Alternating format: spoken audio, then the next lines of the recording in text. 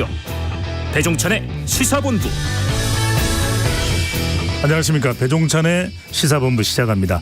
서울 강서구청장 보궐선거 참패로 책임론에 휩싸였던 국민의힘이 쇄신안을 발표했습니다.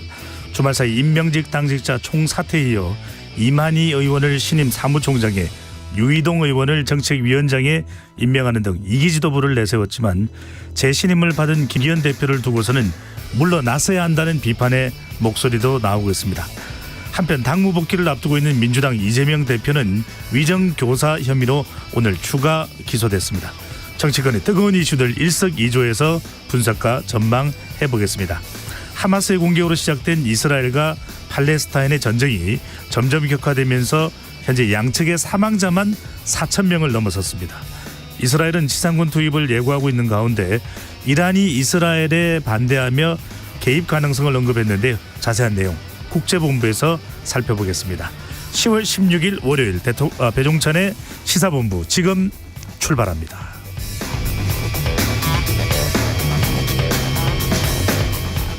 일부 마지막에 듣는 노래 디저트송 신청도 기다립니다. 오늘 듣고 싶은 노래 있으시면 문자 샵 9730으로 자유롭게 보내주시고요. 짧은 문자 50원, 긴 문자는 100원입니다.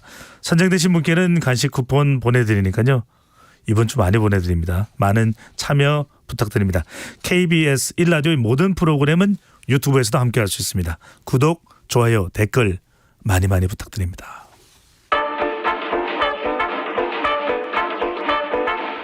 배종찬의 시사본부 한입뉴스. 오늘의 핵심 뉴스 한입에 정리하는 한입뉴스 시작합니다. 박정호 오마이뉴스 기자, 미디어인권연구소 뭉클의 이봉우 연구원 두 분과 함께합니다. 어서 오십시오. 안녕하십니까. 네, 언제 우리가 이렇게 국제 뉴스를 많이 봐야 하는 때가 있었을까요? 네.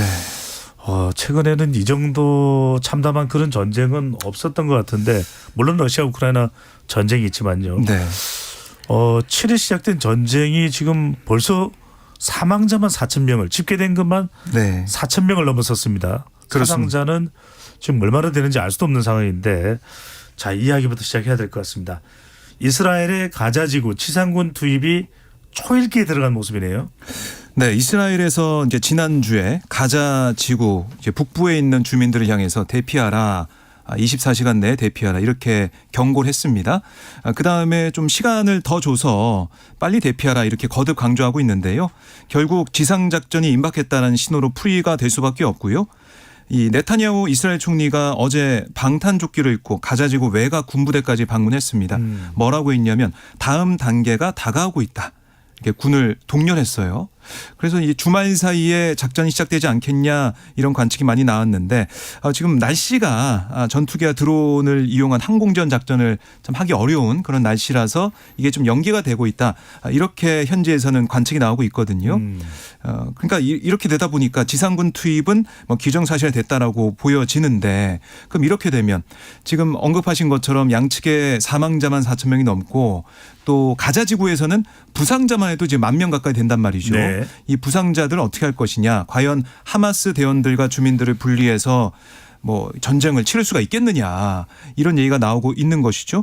지금 보면은 가자지구 내에 물, 뭐 연료, 뭐 약품 이런 게 다 끊겨가지고요. 지금 주민들 고통받고 있고 몇 시간 안에 뭐 이 지상 작전이 시작되든 안 되든 병원에 있는 중환자부터 목숨을 잃을 가능성이 있다. 이렇게도 얘기가 나오고 있어요. 네. 그러니까 그만큼 인도주의적인 우려와 또 염려, 이게 지금 국제사회적으로 커지고 있는데, 그러다 보니까 바이든 미국 대통령이 이제 어제 미국 언론과의 인터뷰에서 이런 얘기를 했습니다. 이 공개적인 뭐 어떻게 보면은 메시지이기 때문에 또 관심이 가는데, 이스라엘이 이 팔레스타인, 그러니까 가자지구를 다시 점령한다면 큰 실수다라고 경고를 했어요.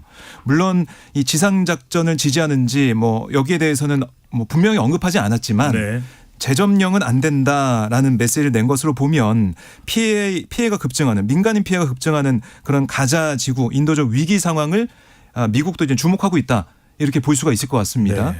그리고는 바이든 대통령 입장에서는 이제 재선도 남겨놓고 있는데 중동 상황을 제대로 관리하지 못하면 재선도 어려운 게 아니냐, 이런 일부 관측도 나오고 있어서 확전이 되는, 더 뭔가 불을 뿜는 이건 좀 막기 위한 또 민간인의 피해를 최소화해야 된다 이런 생각하고 있는데요.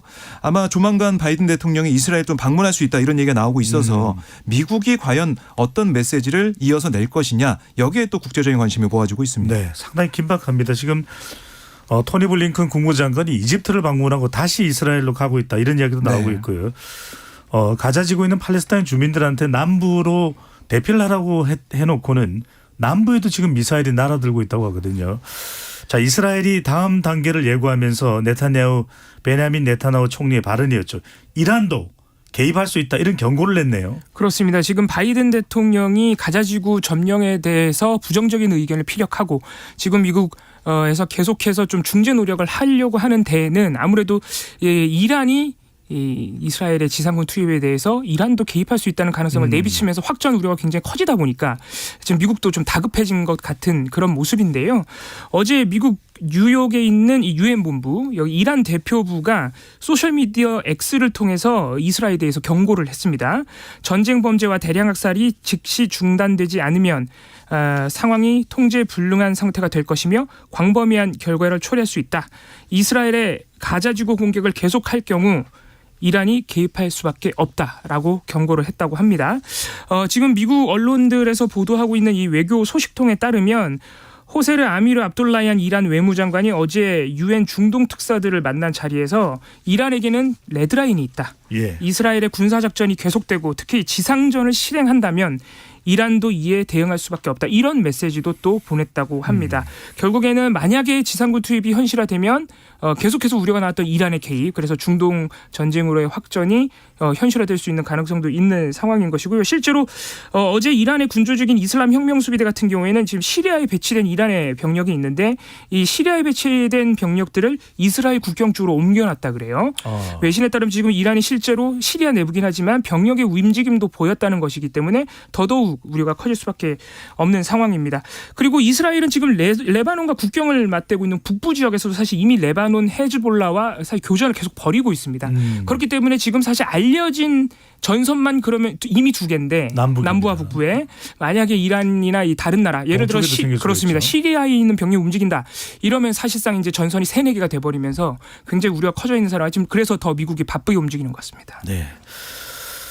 자, 이스라엘에 있는 우리 국민들의 일부가 추가로 또 군용기를 통해서 대피를 했군요. 네, 지난 주말에 이스라엘의 군 수송기를 추가 파견해서요. 우리 국민 163명과 일본인 등 외국인 57명을 대피시켰습니다. 그래서 주말 밤 14일 밤 10시 45분쯤에 성남 서울공항에 도착을 했는데요. 외교부 얘기를 들어보니까 가장 빨리 신속히 투입할 수 있는 게 군용 항공기다. 그래서 이번에 투입이 된 이 시그너스 다목적 공중급유 수송기 이걸 통해서 우리 국민들을 빨리 대피를 시켰고 지난번에 수단에도 날아갔던 이 그렇습니다. 항공기가 시그너스예요. 그죠? 네. 그만큼 빠르게 또 많은 인원을 대피시키는 그런 작전을 펼친 거고요.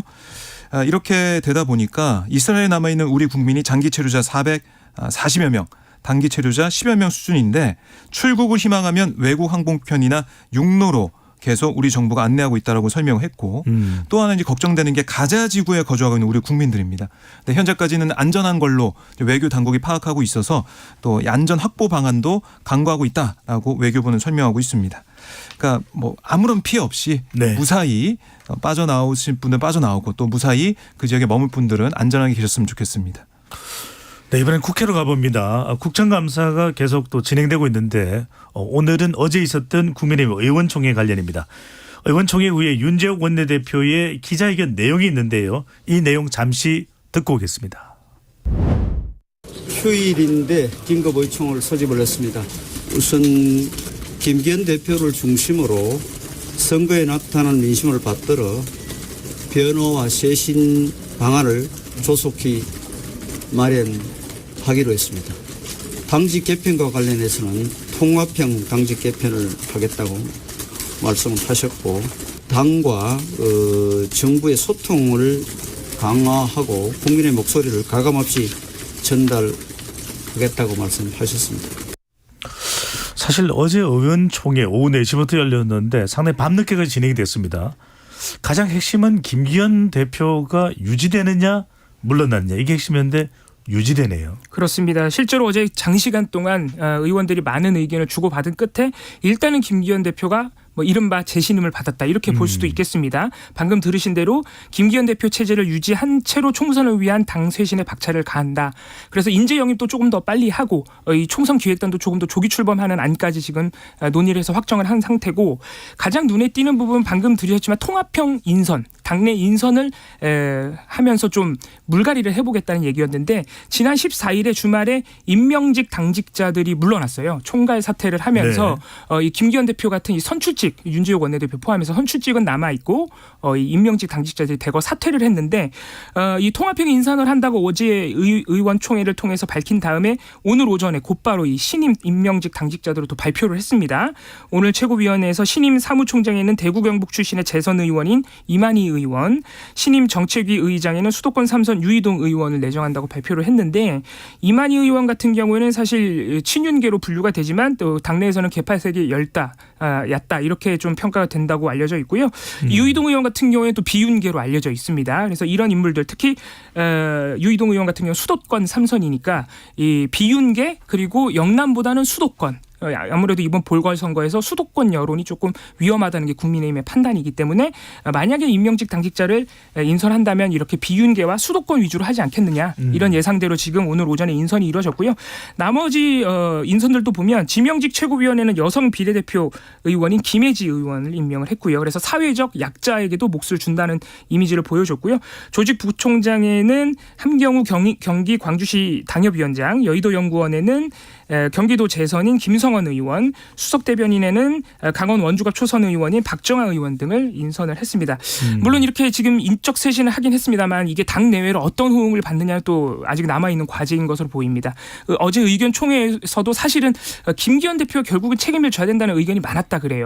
그리고 많은 의원들이 또 어제 의원총회 의견이 오가는 와중에 또 관망했다는 보도도 있습니다. 왜냐하면 이 모든 문제가 결국엔 대통령실과 당의 관계인데 대통령의 조금 일방적인 태도가 바뀌지 않는 이상 이게 당의 문제가 해결이 되겠느냐라는 사실 조금 관조적인 태도들도 있어서 이런 부분에서도 대통령실과의 관계.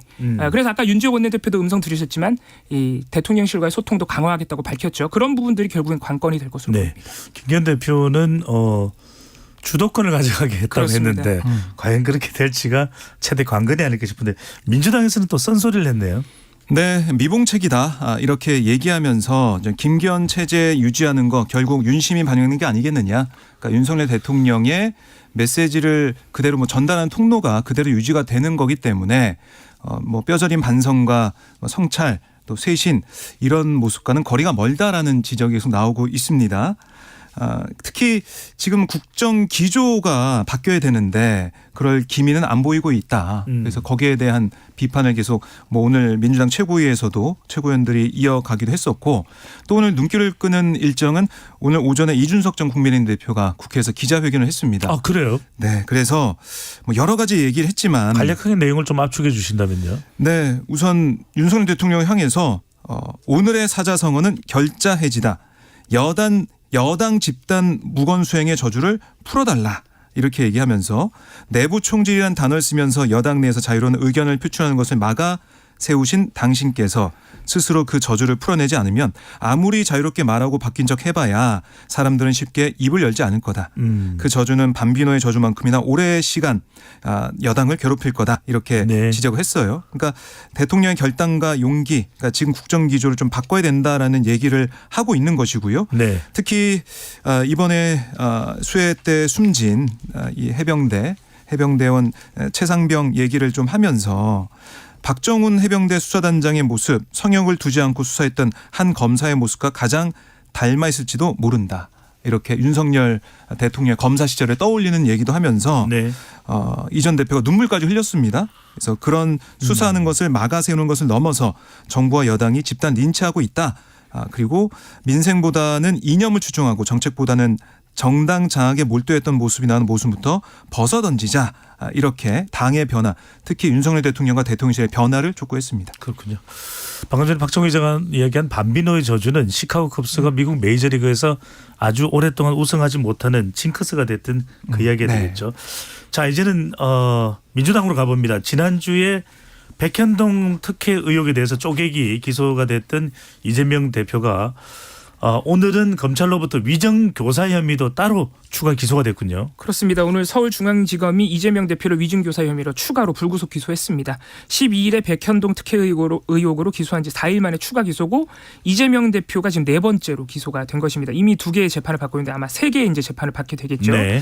검찰이 주장하는 이재명 대표의 이번 위증교사 혐의 같은 경우에는 2018년 12월 22일부터 24일 사이에 2002년 당시 성남시장이었던 김병량 전 시장의 수행비서였던 김진성 씨에게 여러 차례 전화를 해서 2002년 있었던 검사 사칭 관련해 공직선거법상 허위사실 공표로 재판을 받고 있는데 이 재판에 나와서 일종의 증언을 해달라. 근데 이게 위증교사였다. 이게 지금 검찰이 주장하는 혐의고요. 실제로 이 재판에서 김 씨가 재판에 나와서 이재명 대표에게 유리한 내용으로 증언을 했습니다. 왜냐하면 이재명 대표는 이때 공직선거법상 허위사실 공표 혐의로 재판을 받았던 게 2002년 검사 사칭 사건 당시에 본인은 취재하고 있는 분당 백궁 팝큐브 특혜 의혹 사건 관련해서 PD와 함께 취재를 하고 있었고 PD가 시장과 옆에서 전화하는 걸 도와줬을 뿐인데 나는 누명을 썼다 이런 식으로 사실 주장을 했다가 2018년 지방선거에서 재판까지 간 것이었거든요. 네. 근데 이때 당시 김진성 씨가 이재명 대표의 무리한 요구로 인해서 이재명 대표에게 유리한 증언을 실제로 뭐 누명을 쓴 것처럼 증언을 해줬다는 것이죠. 이에 대해서 이재명 대표는 내가 위증을 교사한 게 아니라 그때 너무 오래된 일이니까 2002년이니까 당시 상황에 대해서 진술을 재판에서 증언을 요청하는 일반적인 요청이었고 2002년 분당 파크뷰 특혜 의혹 같은 경우에 고위급에 대한 특혜 분양 의혹이 실제로 있었기 때문에 반드시 적극적인 취재가 필요한 것이었고 2002년에 이 사건으로 검사 사칭했다는 사건으로 사실 이재명 대표가 벌금 150만 원형을 받긴 받았거든요. 네. 그때도 재판부가 이건 취재 활동이기 때문에 참작을 해줘야 된다고 밝혔다는 거예요. 판결문에서. 그런 점에 대해서도 이재명 대표는 지금 혐의를 부인하고 있습니다. 짧게 좀 여쭤보면 좋을 것 같은데 이재명 대표 지금 당무 복귀가 상당히 늦어지는데 뭐 특별한 이유가 있을까요? 뭐 여전히 이제 건강 관련된 문제인데요. 체력적으로 회복이 더디다라는 게 지금 민주당 쪽의 설명입니다. 네. 그러니까 뭐 재판 과정도 있었고 뭐 선거 유세 잠깐이지만 거기서 유세한 그런 일정도 있었고 그러다 보니까 제대로 회복이 안 되고 있다라는 건데 다만 이번 주 중반쯤에는 복귀할 수 있을 것이다. 이런 관측은 나오고 있습니다. 네. 그러니까 뭐 돌아와도 지금 당내 이른바 비명, 친명, 이런 계파 갈등 이런 것들은 어떻게 잘 추스르고 봉합을 할 것이냐 이게 좀 중요해 보이는데 강서구 유세할 때 그때 첫 일성이 단합과 단결이었어요. 그걸 어떻게 행동으로 보여줄 거냐 여기에 또 관심이 모아질 것 같습니다. 그렇군요. 방금 전에 박정우 기자의 설명 중에서 이준석 전 대표가 발언했다고 하는 밤비노의 저주는 보스턴 레드삭스와 관련된 내용입니다. 정정해 드리고 시카고 컵스도 저주가 있는데 염소의 저주입니다. 두 팀 다 저주는 끝났다고 할 수 있겠죠. 자, 교통운 정보 듣고 한입뉴스 이어가겠습니다. 김민혜 리포터. 네, 이 시각 교통정보입니다. 고속도로 작업 구간 많이 늘었습니다. 서울 양양고속도로 양양 쪽으로 남양주 요금소에서 화도까지 4km 정체되고 있는데요. 이 동산 요금소에서 조양 부근 2차로에선 도로 작업으로 남춘천 나들목에서 동산 요금소까지 정체입니다. 서해안고속도로 목포 쪽은 해미 부근 2차로에서 신축 이음장치 교체 작업으로 뒤로 짧게 주춤하고요. 고창 분기점 부근 2차로에선 승용차 관련 사고나 처리하면서 2차로가 막혀 있습니다. 미리 차로 변경에 주의하셔야겠습니다. 영동고속도로 강릉 방향은 둔대 분기점에서 부곡 사이로 막히고 더 지나 신갈 분기점 부근 진출로에서는 승용차 관련 사고나 처리 중입니다. 지금까지 KBS 교통정보센터였습니다.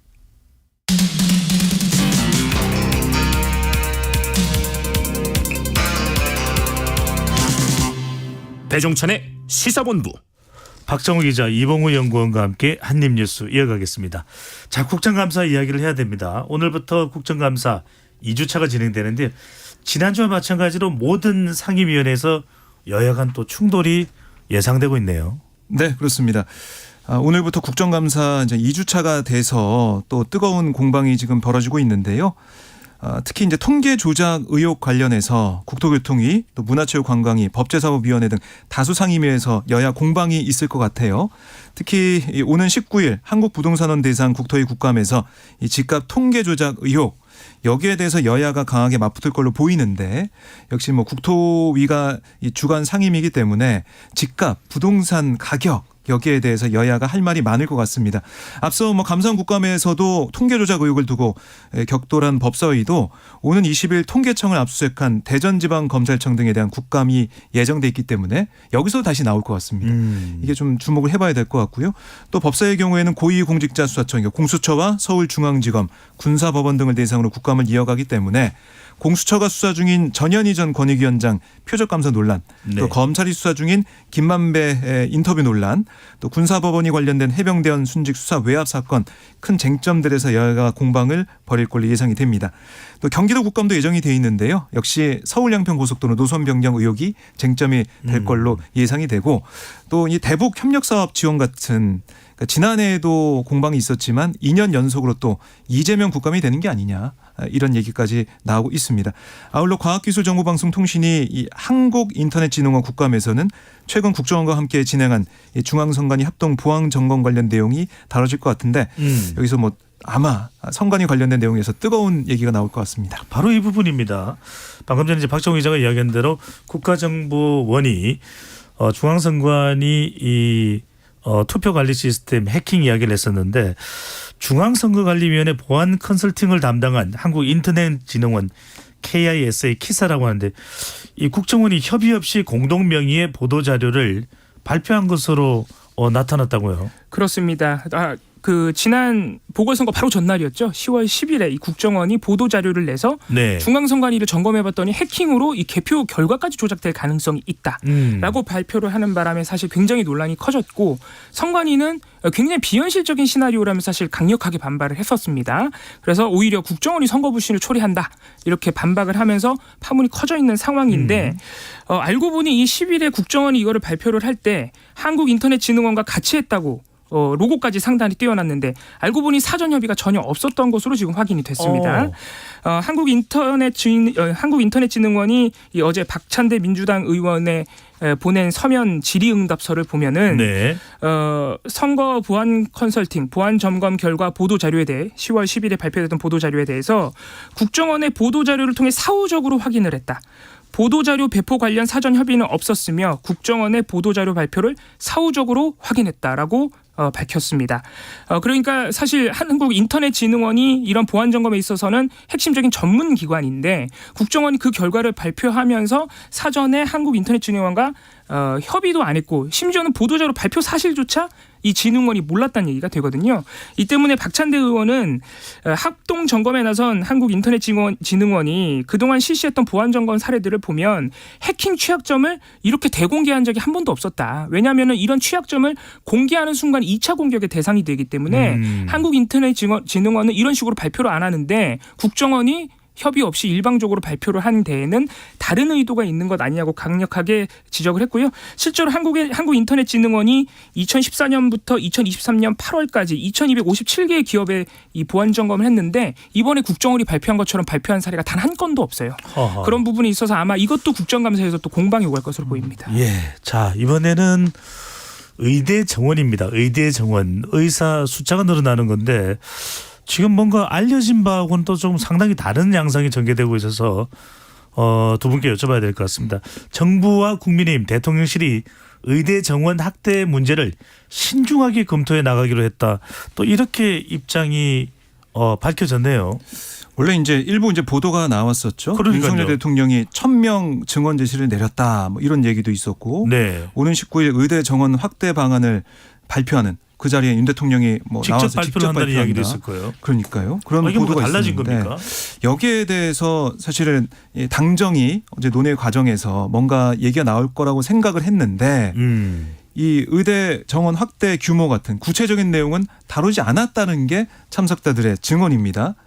그러니까 이 대통령실 얘기도 그렇고 당과 정부도 그렇고 구체적인 얘기는 나오지 않았다고 하니까 결국 이 얘기를 보면서 지금 의사협회나 그러니까 의사들이 이제 반발이 세지고 또 보도가 나오면서 여러 가지 얘기가 좀 나오고 있기 때문에 조금 신중론으로 이 사안을 좀 들여다보는 게 아니냐 이렇게 볼 수가 있을 것 같아요. 하지만 지금 보면은 정부의 좀 기조 자체는 의대 정원을 늘려서 그러니까 의사 수를 늘려보겠다라는 게 기본 방향인 것 같거든요. 국내 의대 정원이 2006년 이후 3,058명에 고정돼 있습니다. 네. 그래서 2006년이니까 뭐 20년 가까이 그대로인 상황이 맞지 않는다라는 얘기가 나오고 있는 것이고, 그러니까 의대 정원이 고정돼 있는데 그러면 이게 고정돼 있는 인원 가지고 뭐 잘 의료 수업에서 된다면 모르겠지만 이 필수 의료 이 진료 과목보다 그러니까 비필수 의료 과목, 뭐 미용이나 성형 이쪽에 의사들이 몰리면서 편중되는 게 아니냐 그 부분. 그렇죠. 또 하나는 서울 지역 또 수도권 지역의 의사들만 지나친 쏠림 모여서 현상이에요. 대도시에 몰리면서 네. 뭐 결국에는 지방 의대 없는 것도 있고요. 세종 같은 게 없으니까 지방 의대 없는 것도 있을 뿐더러 이 뭐 3석 그 연봉을 많이 준다고 하더라도 지방에는 있지 않겠다 이런 얘기가 많다는 거예요. 그래서 이걸 해결하기 위해서는 결국 지방에서 의료 활동을 할 수 있는 그런 의대생들을 많이 늘려가야 된다. 이런 얘기를 정부가 좀 하고 있는 것 같은데 아직까지 구체적인 발표 일시나 내용은 정해지지 않은 것 같습니다. 그러니까 정해졌는데도 정해지지 않는다고 하는 건지 모르겠지만 신중한 모습을 보이고 있다는 거예요. 네. 의사단체들은 의대 정원 확대 논의 자체에 상당히 거세게 반발하고 있죠. 이게 이렇게 되면은 뭐 수익이 줄어든다 이런 차원일까요? 어떤 다른 또 이유가 있을까요? 그렇습니다. 아무래도 그런 부분도 고려가 되는 것 같은데 일단 사실 의사협회 같은 경우에는 정부의 의대 정원 확대 관련해서 그동안 소통을 해온 것으로 알려졌는데 지금 정부에서 뭐 어제 고위당정협의회 같은 경우에는 구체적인 내용을 공개하지 않았지만 사실 정부 기조는 그동안 확실했거든요. 1,000명 정도는 확대를 한다는 기조가 확실하기 때문에 그런 보도가 계속 나오다 보니까 의사협회에서 더 강력하게 지금 또 입장을 냈어요. 그래서 어제도 이 의사협회에서 낸 입장을 보면은 2020년 파업보다 더 큰 투쟁에 나설 수도 있다. 정부가 일방적으로 이렇게 정원 확대를 추진해서 발표를 해버리면 신뢰를 깨는 것이기 때문에 이필수 의협 회장 같은 경우에도 우리 회원들의 분노를 내가 통제할 수 없다. 뭐 이렇게까지 얘기를 하면서 뭐 어제 고위당정협의회에서는 뭐 구체적인 이시를 박지 않았지만 만약에 정부 발표가 곧 나온다 그러면은 의사협회는 파업에 나설 수도 있다는 가능성을 강하게 내세운 것이고요. 왜 이렇게까지 사실 거의 20년 동안 지금 3,058명으로 고정돼 있어서 지금 특히 지역 의료 인프라가 위험한 상황인데도 의사들은 이렇게 반대를 할까? 일단 어제 의사협회 이필수 회장 얘기를 들어보면 일단은 정원 확대를 논의하기 전에 수가 안정화를 먼저 확실하게 해줘야 된다. 지금 필수 진료 과목 같은 경우에는 수가가 너무 낮아서 의사들이 안 가는 것인데 수가를 안정적으로 보장해줘서 의사 배치 문제가 해결된다는 게 확인되고 난 다음에 의대 정원을 논해야 되지 않겠느냐는 입장인데 사실 정부가 수가 개선을 안 하고 있는 것도 아니고 계속 네. 하고 있고 수가를 올려줘봐야 사실 의사들이 과연 필수 진료 과목으로 오겠느냐 이런 부분에서는 수가보다는 더 근본적인 차원의 문제가 해결이 돼야 되고 그리고 지금 절대적인 의사 숫자가 부족한 것은 사실이기 때문에 의사협회에도 조금 논의에 적극적으로 나서줘야 되는 거 아니냐 이런 시민사회의 비판도 있습니다. 네. 뭐 비급여를 급여로 단순히 바꾼다고 해서 또 이게 전반적으로 개선된 사항은 또 아니라고 또 볼 수도 있는 것이니까요. 자, 이번엔 국민연금입니다. 정부가 국민연금 계획도 추진 중이고 일부 안들이 이제 알려지고 있는데 최종 계획 보고서에서 소득 대체율 인상 방안을 뺐다가 최근 부랴부랴 추가하는 등 논란이 있다고 하는데 이게 국민연금 개혁안 핵심적인 내용 그리고 소득 대체율 인상은 어떤 의미입니까? 자, 9월에 국민연금 재정계산위원회가 이 내용을 내놨는데 개혁 보고서를 내놨는데 그때 시나리오가 18개의 시나리오가 담겨 있었어요. 그러니까 그만큼 나열하는 식으로 시나리오가 많네요. 많았죠. 네. 여러 가지 상황을 봤는데 그런데 문제는 소득대체율 인상 방안이 당시에는 배제가 됐었습니다. 아니 소득대체율 인상이 돼야 국민연금에 가입하는 사람도 늘고 그래서 국민연금 이 기금도 고갈 시점이 늦어지고 이런 거 아니겠느냐 이런 주장이 있는 상황에서 소득대체율 인상 방안이 빠진 것 여기에 대한 비판 여론이 컸거든요. 본인이 받던 소득과 비슷한 정도 수준으로 연금을 받을 수 있는 그렇습니다. 그 비율이 이제 소득 네. 대체율이 되는 거죠. 현재는 42.5%거든요. 네. 근데 2028년까지 40%로 하향될 우선 예정으로 돼 있어요. 이 말은 뭐냐면 40년 이상 국민연금에 가입한 사람이 평균 월 100만 원 벌었다면 노년이 돼서 받을 때 월 42만 5천 원 받으면 그게 소득대체율 42.5%입니다. 그러니까 이렇게 되다 보니까 소득대체율이 너무 낮아가지고 용돈도 안 된다. 이런 지적이 있었어요. 그래서 소득 대체율을 높여야 된다라는 거였는데 그래서 두 가지 안을 넣기로 했어요. 45% 인상안 또 50% 인상안을 담기로 결정을 한 겁니다. 이렇게 되면 또 논의가 어떻게 될지는 모르겠는데 결국에는 이 논의하는 과정에서 최종 개혁 보고서에 들어가는 이 부분들 내용이 또 달라지고 하다 보니까 결국 국민들만 좀 혼란스러운 상황에 직면한 게 아니냐 이런 비판도 있는 것이고요. 기본적으로 뭐 소득 대체율 올리는 것도 중요하겠지만 과연 기금 고갈을 막을 수 있는 다양한 방안을 또 어떻게 고심하고 내놓을 것인지 이것도 좀 여러 가지로 관심이 모아지고 있습니다. 더 중요하지 않을까라는 생각이 듭니다. 끝으로 추경호 경제부총리가 내년 경제 좋다. 내년 성장 2%대로 리바운드 다시 올라간다. 한국보다 잘 나가는 국가는 없다. 이렇게 자신감을 드러냈는데 이게 체감적으로 어떻게 받아들여질까요? 네, 현지 시간으로 13일 모로코 마라케시에서 있었던 네. 국제통화기금 세계은행 연차 총회장에서 한 말인데요. 네. 사실 IMF가 최근에 2.4%에서 2.2%로 내년도 우리 경제 성장률을 하향 조정했는데 이에 대해서 추경호 부총리가 이거 저성장 장기화되는 거 아닙니까? 이런 기자들의 질문에 대해서 굉장히 강하게 반박을 하면서 자신감을 드러낸 거예요. 올해 경제 성장률은 1.4%로 예상돼 있는데 내년도를 2.4에서 0.2% 낮추긴 했지만 1.4%에서 2.2%로 가는 것도 결국은 굉장히 큰 성장 아니냐. 다른 나라들을 보면 이렇게 크게 성장한다고 예상하는 바가 없다. 그래서 우리나라만큼 잘 나가는 나라가 없다고까지 얘기를 했고 심지어는 지금 현재 우리 경제 여건보다는 확장 지정을 하는 중이다 이런 얘기도 했는데 말씀하신 대로 과연 이것을 체감하는 국민이 얼마나 있을지는 좀 두고 봐야 될 것 같습니다. 네, 실제로 추 부총리의 전망대로 되면 너무 좋겠다는 생각이 듭니다. 자, 지금까지 박종우 오마이뉴스 기자 이봉우 연구원과 함께했습니다. 두 분 말씀 감사합니다. 고맙습니다. 감사합니다. 네, 두 분 인사 나누기 전에 소개를 해드렸어야 되는데 1700님께서 이봉우 연구원님 박정우 기자님 항상 시사본부 한입뉴스 열심히 정치하고 있습니다. 두 분 모두 뉴스가 더부룩하지 않게 한입 쏙 들어갈 수 있게 잘 설명해 주셔서 감사합니다. 자, 6799님 3988님 밤비노의 저주는 보스턴이 베이비 루스를 양키스에 판 뒤 수십 년 동안 우승을 하지 못했던 저주입니다. 밤비노는 베이비 루스의 애칭이죠. 감사합니다. 야구 팬들이 문자를 많이 주셨네요. 자, 1905님 세계 곳곳에서 무참한 포화 속에 사람들이 죽어가고 있는데 하늘에는 구름 한 점이 없습니다. 무심한 가을이라는 생각이 듭니다. 쓸쓸하는 마음이 드는 요즘이기도 하네요. 자, 모든 분께 문자 보내주신 모든 분께 간식 쿠폰 보내드리니까요. 베니 매닐로우의 When October Goes 들으시고 입으로 돌아오겠습니다. The snow begins to fly above the smoky roofs. I watch the planes go by, the children running home beneath a twilight sky. Oh, for the fun of them, when I was one of them. And when October goes, the same old dream appears, and you are in my arms to share the happy years. I turn my head away to hide the helpless tears. Oh, how I hate to see October go.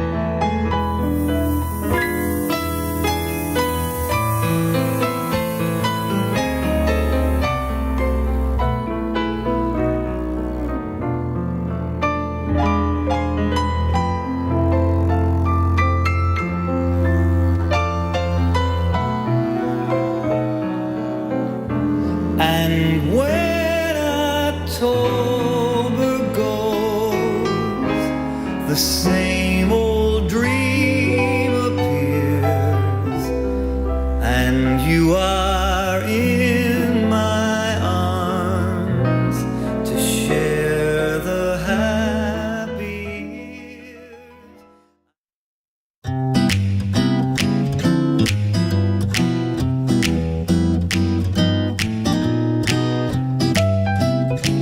안녕하세요. 바른말 고운말입니다. 우리 고유어 표현 중에 엿불림과 신불림이라는 게 있습니다. 각각 엿장수가 엿을 팔려고 크게 외치는 일, 또 신장수가 신을 팔기 위해서 소리 높여 외치는 일을 뜻합니다. 엿불림과 신불림에 나오는 이 불림은 동사 불리다와 관련이 있습니다. 불리다에는 그 외에도 여러 가지 뜻이 있는데요.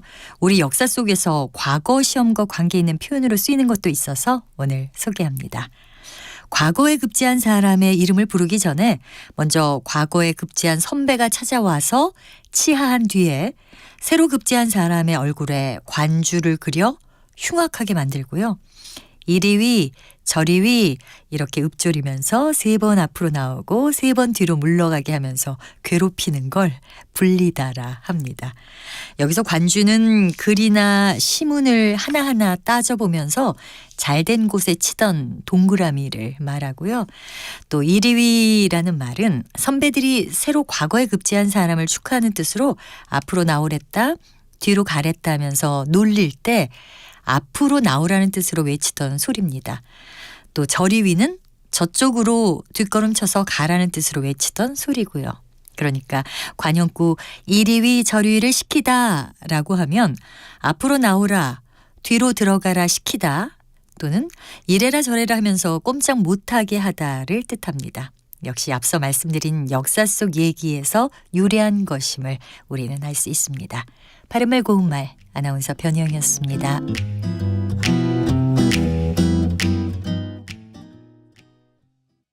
단 1-20%의 가능성도 저는 있다고 보기 때문에 이거는 국민들도 다 알 수밖에 없는 문제이기 때문에 논리와 논리가 부딪히고 삶에서 좀 기댈 곳, 기댈 사람 이런 것들이 좀 필요한 것 같아요. 뭔가 우리가 좀 치유가 돼야 될 것 같아요. 느슨해져야 될 것 같아요.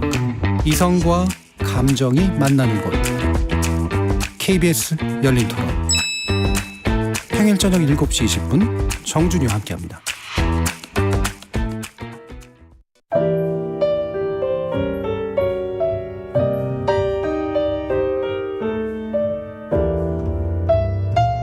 내일의 품격 김성환의 시사야에서 챙겨가세요. 하루를 마무리하는 시간 꺼내보는 당신의 지식 창고 KBS 일라디오 김성환의 시사야. 평일 밤 10시 5분 여러분을 찾아갑니다.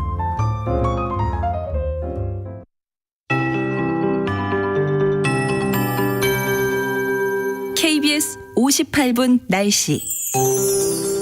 고기압의 영향으로 쾌청한 날씨가 이어지고 있습니다. 찬 공기가 중국 북동부부터 남하해서 찬바람 불면서 아침에 좀 쌀쌀했고요. 내일은 더 춥겠습니다. 내일은 많은 지역에 서리가 내리고 일부 산지에는 얼음이 오는 곳이 있겠습니다.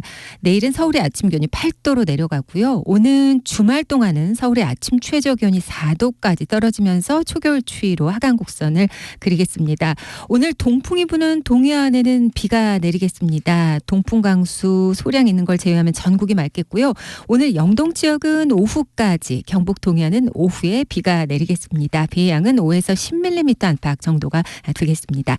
내일까지 동해안에는 너울성 파도가 높겠는데요. 높은 물결이 해안도로나 방파제 넘을 수 있어서 주의하셔야겠습니다. 오늘 서해중부 먼바다와 동해중부 먼바다의 물결이 1.5에서 3m로 좀 높게 일겠습니다. 오늘 낮 기온은 서울 19도, 대전, 전주 19도, 대구 21도 등 전국적으로 18도에서 23도로 낮과 밤의 기온차가 10도에서 15도 안팎으로 크게 나겠습니다. 내일은 더 벌어지겠습니다. 아침 기온 서울 8도, 대관령 2도 등 3도에서 13도, 낮 기온은 서울 20도 등을 예상하고 있습니다. 지금 서울의 기온은 16.9도입니다. 강혜종입니다.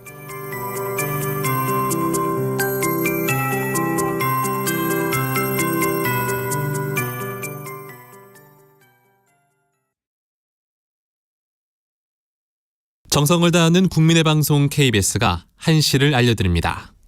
AM 711kHz, FM 97.3MHz KBS 1라디오입니다. HLKA.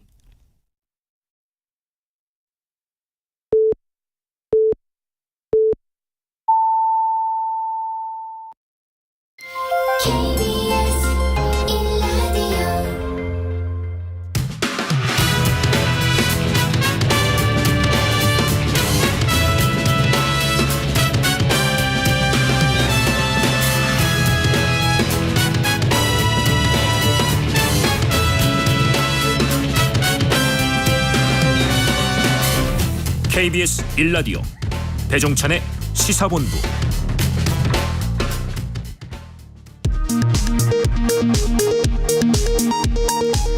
이 시각 라디오 정보센터 뉴스입니다.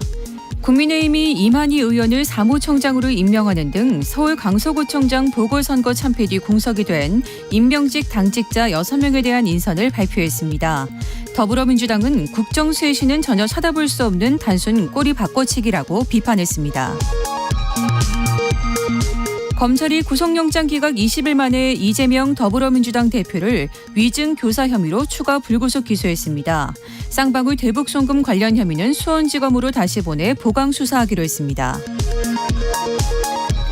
대통령실 관계자는 의대 정원을 1,000명 늘린다거나 오늘 19일 윤석열 대통령이 정원 확대를 직접 발표할 거라는 보도는 사실이 아니라고 강조했습니다. 지금까지 라디오 정보센터 뉴스 정한나였습니다.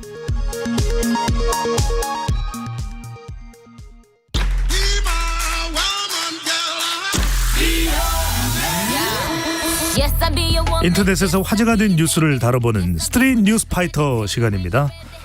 조현정 시사평론가와 함께합니다. 어서 오십시오. 네, 안녕하세요. 네. 자, 주말 끝나고 다들 이제 네. 좀 찌뿌듯한 그런 월요일일 텐데 오늘 뭐 다양한 또 주제들이 얘기했는데 간단하게 조현정 평론가는 일본에 대한 어떤 감정을 가지고 있어요?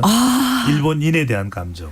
저 뭐 야채 공부했지만 일본학 전공을 또 했어요. 그래요? 네. 그리고 친구도 많고.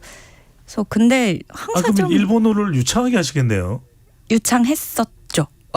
근데 네. 항상 좀 양가 감정이 드는 것 같아요. 저 뭐 아무리 뭐 양쪽의 감정이 든다는 얘기죠. 네. 알겠습니다. 비슷한. 네. 그래도 일본어를 다음에 또 일본 여행 가기 전에는 조인현 평론가의 자문을 구해야 되겠군요. 일본 통과 함께 하고 있습니다. 네. 자, 우리 정부가 이스라엘 교민들을 데리고 서울 공항에 무사히 이제 도착을 했습니다. 우리 국민들뿐만 아니라 외국인들도 있었는데 일본 온라인이 상당히 시끌벅적. 네. 네. 와글와글하다고 그럽니다. 나쁜 내용이 아닐 것 같기도 한데 어떤 내용인가요? 이 공군 시그너스 수송기가 우리 교민들을 태우고 서울공항에 들어왔죠. 네. 이 소식은 주말 내내 많은 분들이 보셨을 거예요. 이게 여기에 근데 이제 한국인만 있던 게 아니죠. 한국인 163명에 외국인 57명 해서 총 220명인데 이 안에 외국인의 일본인과 그들의 다른 국적 가족이 51명이었고 싱가포르인이 6명이었습니다. 네. 이게 어떻게 외국인까지 태웠느냐 여기서 좀 의문점 가지는 분들이 많으셨는데 그 한국인에게 일단 당연히 우선 배정을 했고 그다음에 여유분을 확인한 뒤에 일본 정부 측에 우리가 먼저 물어봐서 이제 제안을 했다. 이렇게 알려졌는데 그러니까 이 소식 일본 언론들도 비중 있게 다뤘죠. NHK를 비롯해서 요미우리 같이 좀 이제 그 우편향된 언론사들도 네. 이걸 많이 다뤘는데 특히 이스라엘을 떠나는 일본인 가족으로 추정되는 아이에게 그 밝게 웃으면서 인사하는 우리 공군 장교 사진이 뉴스 게시물에 첨부가 됐는데 이게 굉장히 화제를 모았습니다. 그러니까 어제도 뭐 수백만 회 넘는 조회수에다가 지금 확인해 보니까 뭐 한 거는 14,000개 좋아요 찍혀 있는데 네. NHK 기사가 X 트위터에서 이렇게 뭐 좋아요가 찍히는 일이 없어요. 수십 개 정도 찍히고 100개도 어려운데 14,000개가 찍혀 있고 그래서 기사 댓글에는 한국군의 진심으로 감사하다. 국제협력의 중요성을 다시 한번 느낀다. 아기에게 말을 거는 군인의 미소, 국적을 넘어 탑승시켜준 한국인들에게 진심으로 감사하다. 네. 라는 인사들이 있었고요. 이 X 트위터에는 한글로 한국 감사합니다. 태그가 또 일본인들 사이에서 이제 좀 열풍을 불어서 네. 줄줄이 이 태그를 옮겨 달았어요. 있어요. 일본어로 좀 읽어주실 줄 알았더니. 한글로 일본인들이 그래요? 했습니다. 네. 그리고 형님 감사합니다. 예, 요거는 제가 또 일본어로 내용은 다 일본어로 제가 다 확인을 했습니다. 네.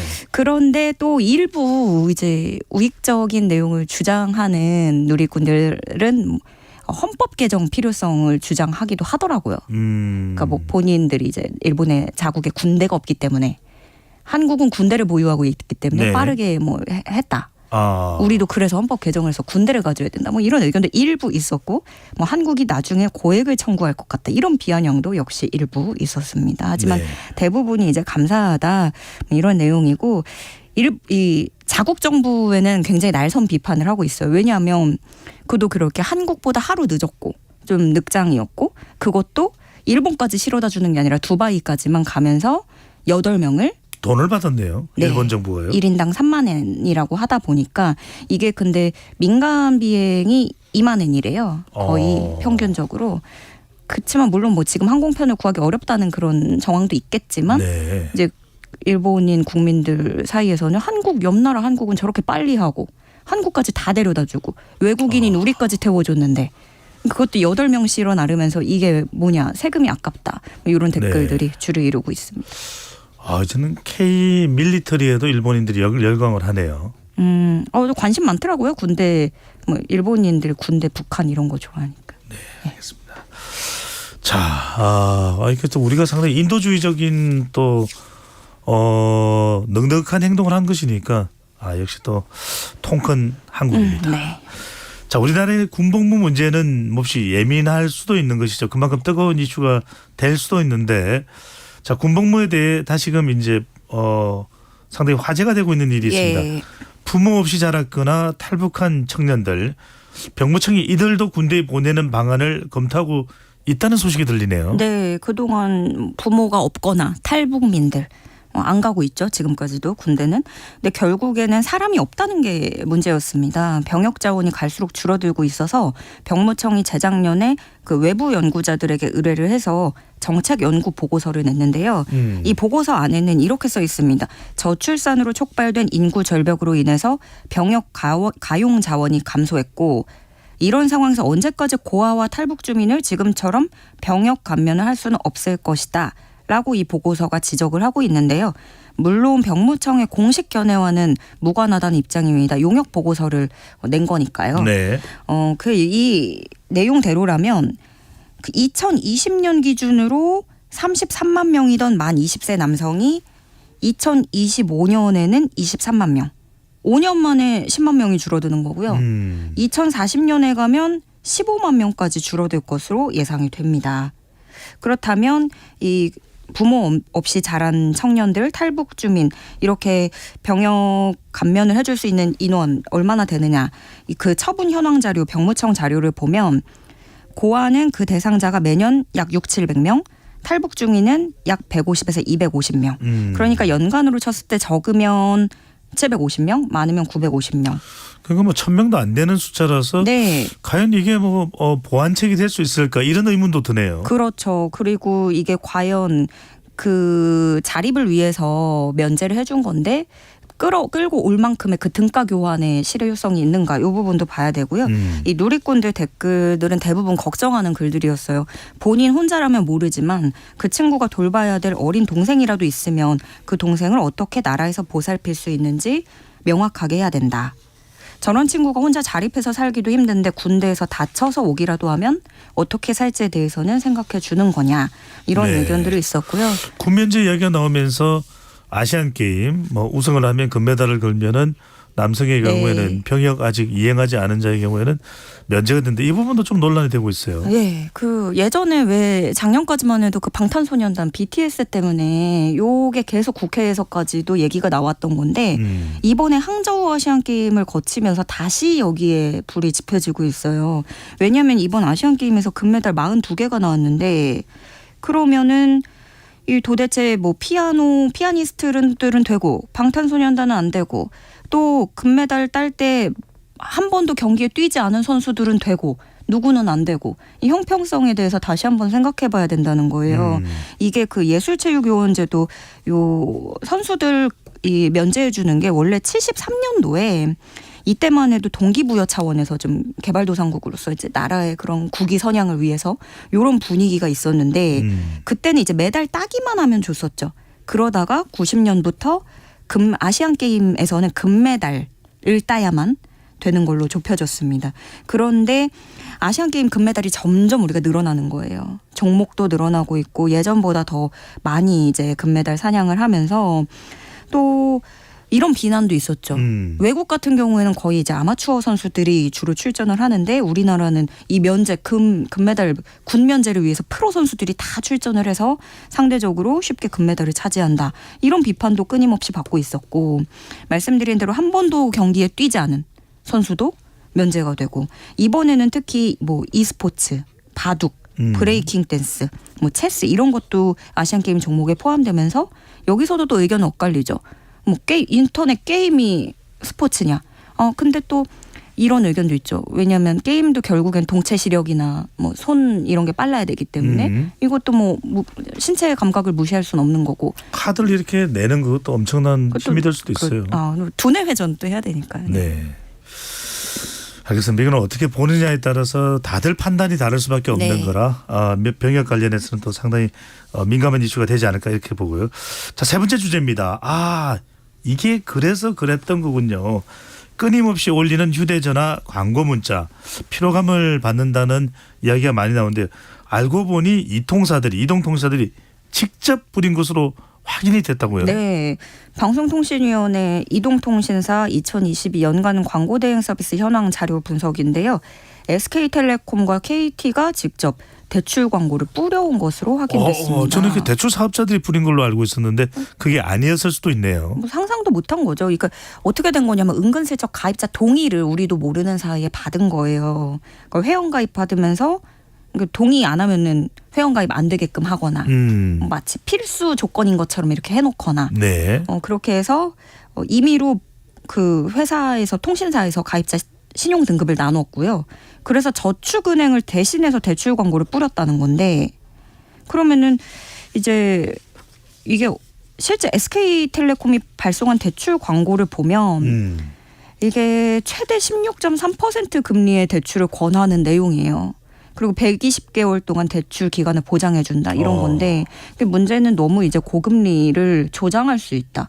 이런 대형 통신사 우리나라에 3개밖에 안 된 대형 통신사가 이걸 조장할 수 있는 거고 그리고 뭐 심지어 바로 대출 신청할 수 있는 인터넷 그 링크도 문자로 같이 제공을 했고 KT는 뭐 금융 소외계층을 대상으로 저축은행과 공동으로 개발했다라고 하면서 그런 신용등급 낮은 분들 있잖아요. 뭐 그 1금융권 가지 못하는 분들 이런 분들이 가시게끔 저축은행에 광고대행 서비스를 판매한 정황도 드러났는데 KT의 경우에는 이 광고대행 서비스 중에 저축은행 비중이 36%에 달했습니다. 지난해에만요. 그래서 지난해 이런 식으로 이동통신사들이 대출 광고로 벌어들인 수익은 SK텔레콤이 11억 1천만 원, KT가 10억 5천만 원에 달했던 것으로 나타났습니다. 네, 그래서 가입한 또 고객들은 또 어떻게 판단을 할지 평가를 할지 그 부분도 주목이 됩니다. 자, 마지막 주제입니다. 일제의회에 크게 훼손이 됐던 경복궁 정문, 광화문이 100년 만에 되찾은 제 모습으로 시민들에게 공개가 됐는데요. 월대, 금박, 현판 모두가 고증을 거쳐 복원이 됐다고요? 네, 여기 서울 한가운데 그 광화문 일대 가보신 분들은 많이 보셨을 거예요. 계속 앞에서 공사하고 있어서 그렇죠. 뭘 이렇게 공사를 할까 봤는데 그때 월대 공사 이렇게 돼 있었거든요. 드디어 이제 모습을 드러냈습니다. 월대는 궁궐을 나선 왕과 백성이 소통하는 공간인데 이 중국 일본에는 없는 우리나라 고유의 문화유산이라고 해요. 이게 고종이 1866년에 경복궁 중건할 때 백성들과 소통하려고 만든 건데 일제가 한민족 정기를 말살한다면서 부수고 그 위에다가 철기를 놓은 거죠. 그래서 어제 이게 드디어 공개가 되는데 미리 관람객들이 신청을 했어요. 그래서 여기 500명을 포함해서 나들이 나온 시민들까지 월대가 공개되니까 바로 이제 막 환호성을 지르는 그런 모습이었습니다. 여기저기 다 흩뿌려져 있던 난간석 일부하고 석조물들도 한 자리에 모이게 됐고요.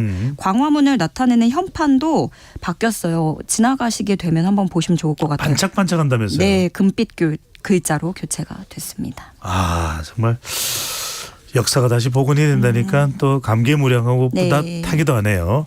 우리 KBS에서도 역사 관련 프로그램 많이 그렇죠. 보내드리고 있죠. 그날을 만나요. 통해서 네. 한 번 더 보시면 좋을 것 같기도 합니다.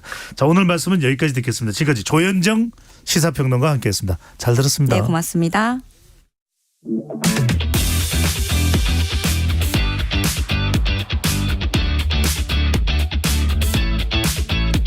배종찬의 시사본부는 여러분과 함께합니다.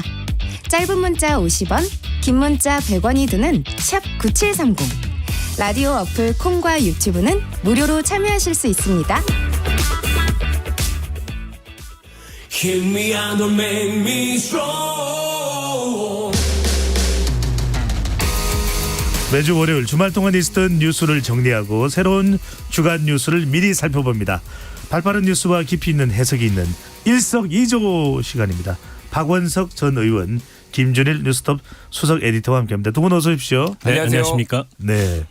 아니 두 분 방송이 코너 오프닝이 들어가기 전에 약간 티격태격하시는 모습을 봤는데 김준일 에디터 무슨 일입니까? 아니 나보고 말 짧게 하라고 너만 짧게 하면 돼 그렇게 얘기하셔서 아니 박 의원님이 진짜 말 길게 하는 거 다 아는데 네. 우리 청취자들 진짜 억울합니다 진짜. 중요한 거는 네. 길게 해도 길게 하는 것 같지 않은 사람이 있고 별로 안 길게 해도 길게 하는 것 같은 사람이 있어서 네. 그 말씀을 드린 겁니다. 이런 게 이른바 두 번 먹인다는 그런 거군요. 네. 알겠습니다. 김준일 수석 에디터는 분이 예. 좀 가라앉지 않는 모습이네요. 아 저는 화가 많이 났어요. 울 것 같아요 지금. 네. 오늘은 약간 우는 게 트렌드인가 아닌가 싶은데. 자, 먼저 서울 강서구청장 보궐선거 결과에 대해 두 분의 평가부터 좀 간단히 들어보겠습니다. 짧게 이 강서구청장 보궐선거 결과 총평을 해주신다면요, 박 의원님. 그러니까 누구나 예견했던 윤석열 대통령의 패배죠. 후보는 김태우 후보였고 선거는 당이 치렀지만 결과는 윤석열 대통령의 패배라고 생각하고 누구나 예견할 수 있었습니다. 다만 윤석열 대통령 본인과 국민의힘만 이걸 인정하지 않았을 뿐인데 이제 결과로 확인됐음에도 불구하고 네. 과연 얼마나 바뀔지 모르겠습니다.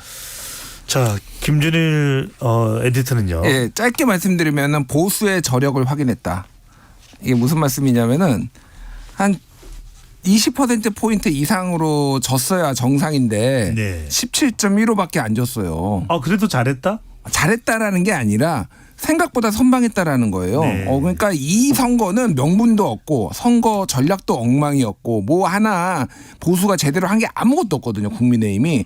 그래서 민주당 분들도 그 얘기를 해요. 몇몇 분들은 보면은 생각보다 격차가 덜 났다고. 한 20%포인트 날 줄 알았는데 17.15%포인트밖에 안 났다. 그래서 여기가 그리고 민주당이 불리한 지역도 아니고 뭐 아주 뭐만큼 무슨 뭐 유리한 지역도 아니지만 그래서 야 생각보다 그러니까 보수가 정신 차리면은 해볼만 하겠다 수도권에서도 저는 그 생각을 했는데 정신을 차릴 리가 없다 지금 돌아가는 꼴을 보니까.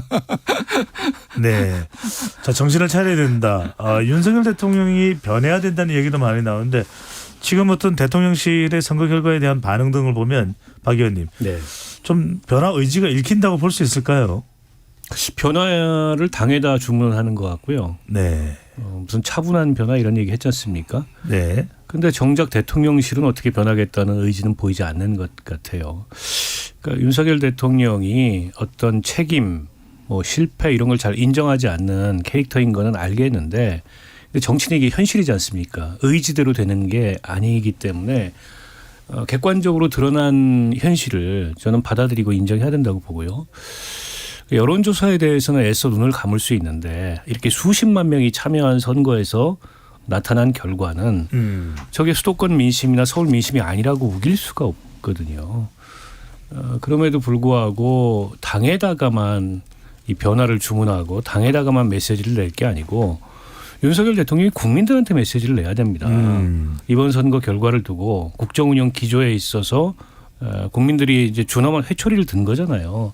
그에 대해서 대통령은 어떤 생각이고 앞으로 국정운영을 어떻게 해야 되겠다라는 메시지를 내야 되는데 그런 게 일체 없어요. 그런 게 없다는 건 변화의 가능성이 그렇게 크지 않다라고 보고 국민의힘이 임명직 당직자 총사퇴하고 오늘 뭐 인사 발표가 났습니다마는 그 과정에도 이제 그런 어떤 대통령의 의중 같은 게 포함된 게 아닌가 싶습니다. 대통령의 의중이라면 결국 사람으로 나타나야 되는 것일 텐데 대통령실 뭐 참모진 개편 이야기 나옵니다. 제발 지지층 내에서는 대통령 보좌 잘해라 이런 이야기가 나오는데 좀 정말 대통령에게 약이 될 수 있는 좀 쓴소리를 할 수 있는 그런 참신한 인물로 좀 교체가 될까요? 안 됩니다. 왜 안 되냐면요. 대통령이 그걸 못 견뎌요. 윤석열 대통령이. 제가 무슨 말씀입니까? 용산에 그동안 이제 1년 반 동안 대통령실에서 있었던 분들이 있잖아요. 거기서 나온 분들도 있고 그쪽의 기류 얘기를 들어보면은 그러니까 대통령의 뜻에 반대되거나 대통령이 생각하는 것과 다른 얘기를 하는 사람들은 대부분 찍혀서 본인이 그만두거나 견디지 못하고 나오거나 다 그랬다라는 거예요. 그거를 몇 번 보면은 뭐 한 번은 그럴 수 있는데 두 번, 세 번 보고 그러고 그러면은 거기에서 누가 거기서 쓴소리를 하겠습니까? 그러니까 대통령 본인이 문제예요. 계속 이거는 뭐 도드리표 같은 얘기인데 대통령 본인이 문제입니다. 근데 본인이 문제라는 거를 인식을 안 하고 인정을 안 하고 그리고 주변에 뭐 아니면 다른 당에 뭐 이게 요구해봤자 아무 의미가 없는 거예요. 대통령실에서 얘기가 나온 게 차분하고 지혜롭게 변화를 추진해 나가는 것이 중요하다 이렇게 얘기를 했잖아요. 차분하고 지혜, 차분하고 지혜롭게 아무것도 안 하겠다는 얘기나 마찬가지 이 얘기는 그러니까 혁신적으로 변해야 되죠. 대통령 본인부터 뭔가 근데 이게 가장 이게 보궐선거 지고 나서 반응 나왔던 게 불쾌감이잖아요. 그러니까 윤석열 책임론, 대통령 책임론에 대해서 불쾌감을 드러냈다라는 거는 내가 잘못한 게 없는데 내가 왜 이거를 이제 책임을 져야 돼? 그러니까 이거는 굉장히 좀 암울하다 개인적으로 봤을 때. 그러니까 뭐 여러 가지 이제 혁신하는 방식이 있을 텐데 이거는 정권 심판론이 점화가 됐잖아요. 이게 되게 안 좋은 게 뭐냐면은 정권 심판론이 점화가 돼서 이게 프레임을 크게 바꾸지 않으면 안 돼요. 근데 이게 지금 이런 식의 미봉책으로는 바뀌기가 굉장히 힘들다. 예. 네. 박 의원님 그래도 대통령실 뭐 인사 개편 이야기도 나오고 김기현 대표 체제도 임명직이 죄다 사퇴하고 또 새로 당직자가 임명되면서 김기현 2기 체제가 좀 신기일전하는 거 아니냐 이런 변화도 있어 보이는데요. 그러니까 지난 주말 사이에 그 임명직 당직자들 총사퇴는 책임론 확산을 막기 위한 일종의 이제 고육체 꼬리 자르기 이런 게 아니었나 싶습니다. 그런데 오늘 인선된 결과를 보니까 과거에 이제 친윤 일색 지도부하고는 좀 다르게 비윤계에서도 일부 발탁이 이루어지고 특히 이제 유이동 정책위 의장 같은 경우에는 과거에 유승민계 였다고 알려져 있지 않습니까? 그런 분도 발탁을 했기 때문에 김기현 대표가 강서 재보궐선거 이후에 이제 수도권 전진 배치 내지는 통합형 뭐 인사 이런 걸 한 거 아니냐. 근데 자세히 보면요. 사무총장의 재선의 경북 출신의 이만희 의원을 임명을 했고 TK입니다. 그다음에 총선에서 공천 실무를 담당하는 사무부총장의 원외이긴 하지만은 함경호 경기도 광주 당협위원장인데 이분이 대통령 당선인 비서실에서 상근보좌역을 했고 선거 때도 이제 공보부단장 뭐 이런 걸 했거든요. 그러니까 친윤계라고 볼 수 있죠. 무슨 얘기냐면 어쨌든 선거 결과가 이렇게 나왔고 당내 수도권에 동요가 있으니 일부 총선과 관련된 상대적으로 좀 비핵심 공천과 관련돼서 비핵심 당직은 그렇게 뭐 탕평 내지는 안배를 하되 여전히 공천은 대통령실의 의중대로 대통령의 뜻대로 하겠다라는 결과를 보여주는 인사라고 보고요. 이게 이제 조수진 의원이 당 여의도 연구소장한테 보냈던 문자가 의도하지 않게 노출이 돼가지고 그 문자에 보면 사무총장 내정자로 박대출 의원으로 돼 있어요. 근데 그게 바뀐 거예요. 그렇게 거론이 됐기도 했죠. 네, 근데 박대출 의원은 누굽니까? 그 사퇴한 정책위 의장이잖아요. 네. 그래서 애초에는 박대출 의원으로 하려고 했는데 당내에서조차도 이건 정말 아니다. 이렇게까지 되면 정말 아무것도 변한 게 없는 거 아니냐라는 문제 제기가 있어서 살짝 그게 이만희 의원으로 바뀐 게 아닌가 싶은데 자 생각해 보십시오.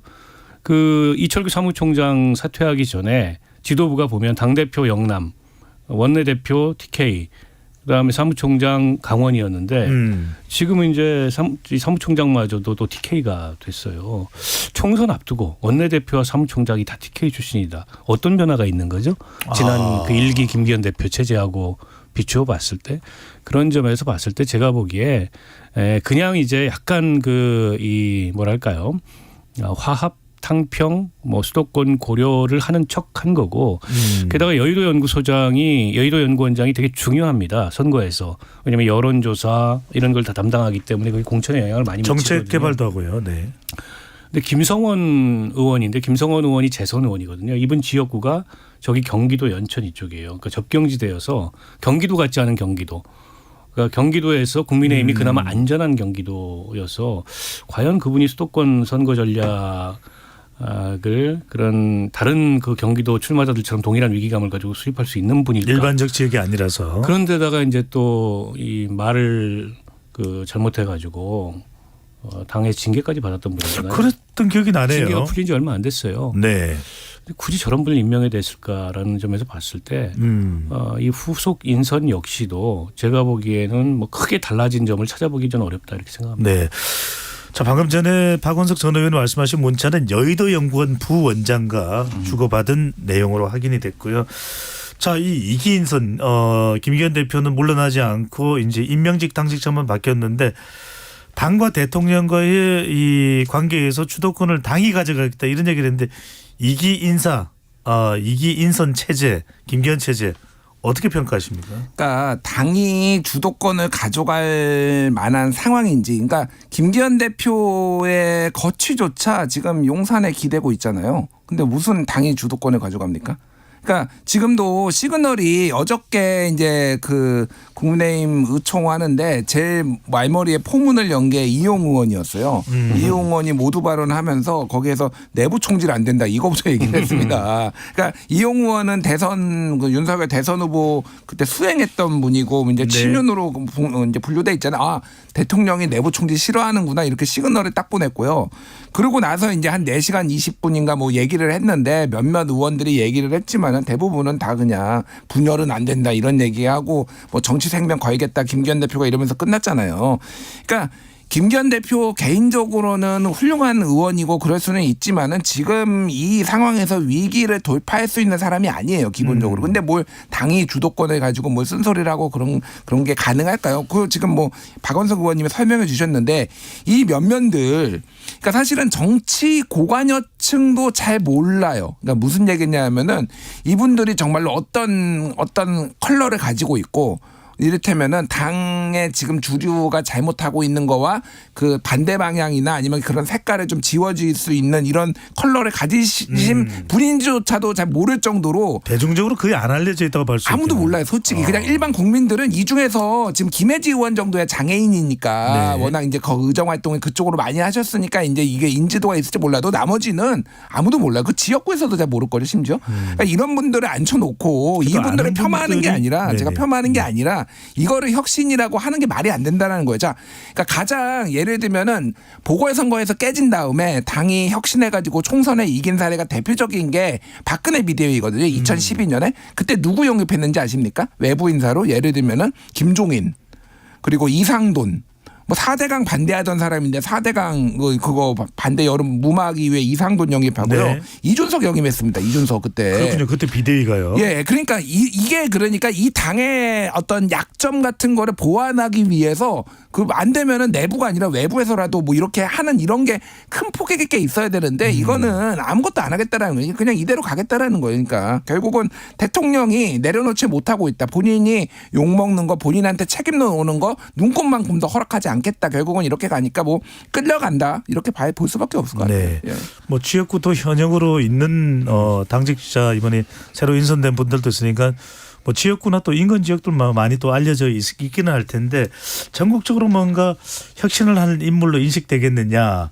그래서 나오는 이야기가 김기현 대표의 수도권 영향력은 제한적이다. 새로운 인물이 총선을 이끌어야 된다라고 하면서 김한길 국민통합위원장의 이름, 박주선 전 의원의 이름, 다양한 인물들의 이름이 나옵니다. 수도권을 이끌 만한 이름으로 좀 유력하게 거론될 만한 또는 나설 만한 인물이 누가 있을까요? 글쎄요. 근데 지금 말씀 주셨던 뭐 김한길, 박주선 이런 분들이 등판을 하려면 김기현 대표 체제 하에서 부분적인 역할을 맡는 이제 그런 식으로의 등판하기는 굉장히 어렵다고 보고요. 그 비대위원장 후보죠. 그런 분들이 만약에 등판을 한다면. 네. 특히 이제 김한길 위원장 같은 경우에는 원래 민주당 쪽에서 오신 분이고 또 한때 이제 국민의당을 했었고 또 선거에 대해서 상당한 지략이 있는 분이기 때문에 과거에 민주당이 국민의힘 출신의 보수정당 출신의 김종인 비대위원장을 영입했던 것과 같은 그런 효과를 누릴 수도 있다고 봅니다. 근데 그분이 무슨 뭐 김기현 대표 체제 하에서 들어와 가지고 여기 나와 있는 무슨 혁신위원장 뭐 이런 거를 맡기는 좀 그렇잖아요. 체급이.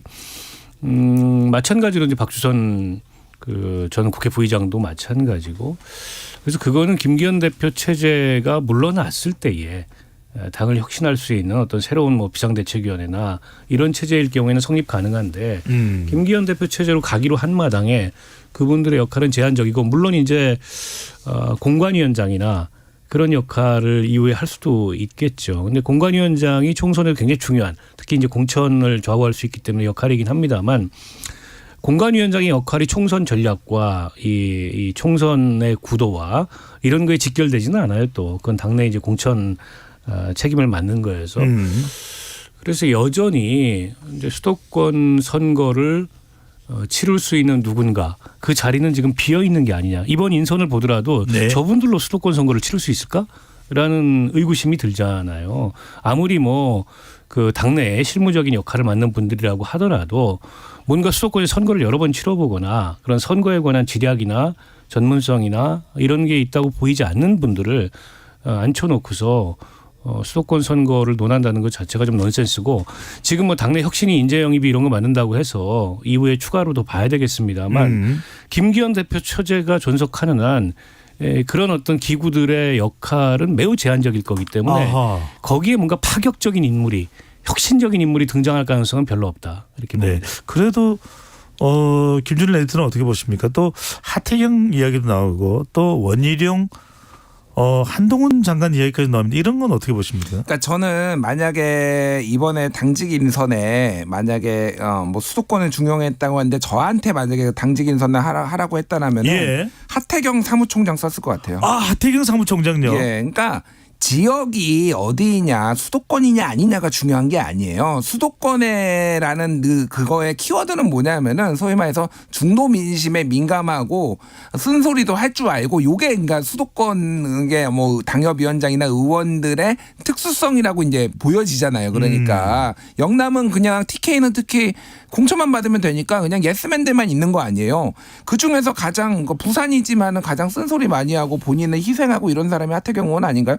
그러니까 예를 들면은 자 죽어도 비유는 안 된다. 그러니까 예를 들면은 수도권에 그나마 지명도 있고 이런 사람들이 뭐 윤상현 의원 예를 들면은 뭐 허은하 의원, 김웅 의원 뭐 아니면 부산의 하태경 의원 알아요. 국민들이 이런 분들은 그러면 야 당이 좀 달라지려나?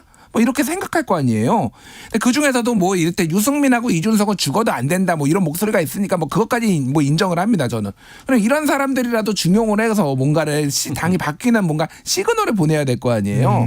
근데 뭐 진짜 이분들 뭐 지역에서는 다 훌륭하시겠지만 아무도 몰라요. 그러니까 물론 이거 내부 당직이라고 하지만은 아까 얘기했듯이 이게 그냥 하나의 방향성이에요. 이렇게 시작을 하면은 계속 이대로 갑니다. 아무도 모르는 사람 자기들끼리 뭐 조정훈 의원 시대전환 의원 영입해가지고 뭐 영입 인재라고 하지만은 지금 아무도 관심 없잖아요. 조정훈 의원한테. 그러니까 그런 거랑 똑같은 거예요. 그러니까 이거는 잘못 깬 단추고 김기현 대표한테 아무런 감정도 없습니다만은 당을 위해서는 물러나시는 게 훨씬 더 본인의 정치적 이력을 위해서도 이게 재기의 가능성이 있는 거예요. 그러니까 이럴 때 한번 물러나 주는 게 원래 정치는 본인이 못하면 물러나고 다시 못하는 사람 있으면 재기하고 이런 게 공식이었는데 이게 다 깨졌어요. 지금 여의도가. 네. 예. 의원님은요? 예. 아니 일단 뭐 대통령의 뜻이 저런 거죠. 그러니까 이 차분하고 지혜로운 변화는 뭔가 혁신적이고 이 방향을 총체적으로 전환하는 이런 큰 폭의 변화를 원하지 않는다. 내 책임을 인정할 수 없다. 지금 사실은 뭐 대통령 책임론이 여권 내부에서 나오다가 지금 말았잖아요. 다 틀어막은 거 아닙니까?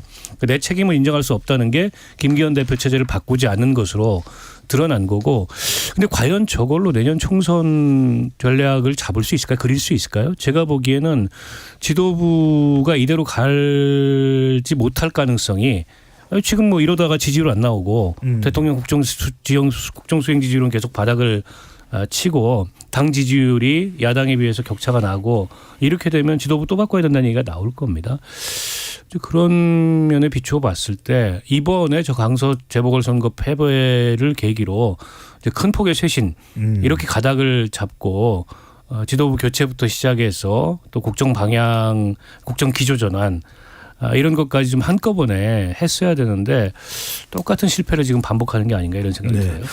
국민의힘 지지층들이 과연 어떤 평가를 할지 또 지지율로 도 확인할 수 있을 것 같고요. 자, 또 하나 우리가 정치 현상을 보면 왜 그러지? 왜 그래? 이렇게 이제 반응을 보이는 분들이 많은데 강서구청장 보궐선거를 둘러싸고 노원병에서 맞붙었던 전적이 있나요? 이 안철수 의원과 이준석 전 대표가 상당히 대립하는 국면이 나오는데 김준일 수석 에디터 보기에는 왜 그런 걸까요? 그러니까 오늘 아까 전에 그 국회에서 기자회견을 연달아 열렸어요. 그 두 사람이. 네. 안철수 의원이 먼저 하고 그다음에 이준석 대표 전 대표가 했거든요. 이거를 보면서 극명하게 대비가 된다. 뭐 안철수 의원이 어떻게 생각하실지는 모르겠지만은 이준석 붙들고 스토킹 하듯이 저렇게 그러니까 무슨 뭐 방송에 나와서 한 얘기를 가지고 본인이 게다가 뭐 자빠졌네 이런 얘기를 한 거는 사실이고 뭐 이거에 대해서 뭐 가짜 뉴스는 아니네 뭐 본인이 주장하고 있지만은 제가 보기엔 좀 택도 없는 얘기고요. 그러니까 왜 이러고 있죠? 그러니까 천하의 대선 후보였고 막 지지율 그렇게 잘 나왔던 안철수가 지금 어쩌다가 쪼그라들어가지고 지금 용산한테 공천 한번 받아보겠다고 지금 이러고 있습니까? 지금 그러니까 이준석이 만약에 당대표다 현역 당대표다 그러면은 좀 권력이니까 들이받는 것도 좀 의미가 있고 그러는데 이미 팽개쳐져가지고 어디 구석에 쭈그리고 있는 이준석 지금 못 잡아먹어가지고 지금 안달인데 그 뒤에 이준석은 뭐 공감하시는 분도 아닌 분도 있지만은 당의 쇄신과 혁신을 위해서 지금 뭐를 해야 되는지 뭐 눈물까지 흘려가면서 이렇게 얘기를 했단 말이에요. 두 사람이 너무 비교가 되는 거예요. 그러니까 안타깝다. 좀 안철수 의원 좀 정신 좀 차려라 지금 좀 큰 정치 새 정치 하겠다고 그렇게 말씀하신 분이 지금 이준석 붙들고 지금 그 사소한 앙심으로 지금 정치하시냐. 지금 한때 조금 응원했던 사람으로서 정말 더 실망하지 않게 좀 해주셨으면 좋겠습니다. 자, 뭐 그 또 김준수 대상에 또 강도석이 말씀해 주시니까. 지금 이 주제도 좀 이야기를 해봐야 될 것 같습니다. 민주당으로 가봅니다. 자, 이재명 대표 아직까지는 당무 복귀 전인데 자, 결국 이 대표가 당무 복귀에서 일성이 첫 발언이 상당히 중요할 것으로 보입니다. 과연 비명계와 친명계, 친명계와 비명계에 대해서 또는 윤석열 정부에 대해서 어떤 메시지를 내지는데 일단 비명계와의 관계가 중요합니다. 어떻게 전망을 하십니까? 강서 재보궐선거 지난번에 막판에 현재 유세 지원을 가서 우리 안의 작은 차이를 극복하고 이제 더 큰 장벽에 맞서 이런 얘기를 했잖아요. 그러니까 일종의 이제 통합의 메시지를 낸 건데 그 메시지를 넘어서 실질적인 어떤 통합의 조치로까지 나아갈지는 아직 지켜봐야 될 것 같고요. 네. 약간의 이제 그 이른바 친명계 내부의 역할 분담 같은 게 있는 게 아닌가 이런 흐름도 보여요. 그러니까 대표는 뭔가 이게 온건하고 유화적인 제스처를 취하고 주변에 이제 측근 의원들은 굉장히 강경한 메시지, 선별적으로라도 징계를 해야 된다. 일종의 이제 굿캅 배드캅 전략 같은 거죠. 약간 이제 그런 면이 없잖아 있는 것 같아요. 특히 이제 5명 의원들에 대해서 윤리심판원에 제소를 했는데 물론 윤리심판원은 독립기구이기 때문에 독립적으로 판단을 합니다만 이재명 대표의 메시지가 뭐냐에 따라서 그 사안에 대해서 윤리심판원으로 가지 않을 수 있는 문제거든요. 저게 국회의원의 표결 행위에 대해서 뭐 어떻게 윤리적으로 재단을 합니까? 근데 그에 대해서 이재명 대표 아무 말도 안 하고 있어요. 그런 점에 비추어 봤을 때 제가 보기엔 일종의 강원 양면 전략 같은 게 지금 친명계 내부에 있는 게 아니냐라는 생각이 들고요. 네. 어쨌든 이재명 대표는 리더십이 많이 흔들렸었는데 구속영장이 기각되고 또 강서 재보궐선거에 승리하면서 흔들리던 리더십이 상당 부분 안정되고 진정이 된 거죠. 특별한 변수가 없는 한 내년 총선까지 이재명 대표 체제로 가는 데는 뭐 별 이변이 없을 것 같아요. 박 의원께 이렇게 좀 여쭤보면 아까 김준일 에디터는 국민의힘 사무총장으로 하태경 의원이 임명돼야 된다. 네. 상징적이 크다. 그렇다면 이재명 대표는 신임 사무총장을 누굴로 임명을 해야 좀 비명계 통합 의지를 좀 확인시켜 줄 수 있을까요? 글쎄요. 뭐 누구라고 제가 딱 사람을 찍어서 얘기하는 거는 뭐 적절치는 않을 것 같고. 이상민 의원일까요? 조홍천 의원일까요? 근데 이제 이상민 의원 같은 경우에는 뭐 사무총장 하시기엔 선수가 너무 많고요. 5선이기 때문에. 그 조응천 의원은 이제 재선인가요? 네, 재선이기 때문에 거기도 사무총장 하기 보통 3선 이상이 하거든요. 네. 봐야죠. 근데 이제 그런 어떤 통합적인 제스처가 필요하다라는 취지이시잖아요. 지난번에 송갑석 지명직 최고위원을 임명했던 것처럼 지명직 최고위원 혹은 사무총장 혹은 이제 임명직 당직자가 거기도 다총 물러난 상황이니까 정책위 의장 등등의 특히 이제 총선 관련 요직에 누구를 임명하는지 봐야 된다. 두 가지죠. 하나는 지금 윤리 제소당한 의원들에 대한 뭐 처분 문제를 포함해서 이른바 친명 비명 간의 이 체포동의안 갈등에 대해서 어떤 입장을 밝히느냐와 그거를 뭐 인사 등등을 통해서 어떻게 보여주느냐 두 가지를 보면 이제 이게 진정한 의미의 화합 통합인지 아니면은 실제 이제 이후에 더 큰 갈등이 예정된 그런 미봉인지 이건 봐야 될 것 같고 근데 공천 갈등은 좀 불가피하다고 보는데 왜 그러냐면 뭐 친명 비명 이런 차원을 떠나서 수요 공급이 너무 안 맞아요. 현역 의원이 너무 많습니다. 근데 국회에 들어오고 싶은 사람도 너무 많아요. 이러다 보니까는 공천 경쟁이 굉장히 치열하거든요. 사실은 이건 친명도 그렇고 비명도 그렇고 다선 의원들은 일단 굉장히 입지가 불안합니다. 그런데다가 전통적으로 다선 의원들에 대해서는 지역구에서도 그렇고 또 국민 여론상으로도 교체해야 된다 이런 의견이 굉장히 많아요. 그런데 도전자들이 굉장히 거세고 민주당이 아주 전통적 험지 빼고는 나머지 다 민주당 의원들이기 때문에 네.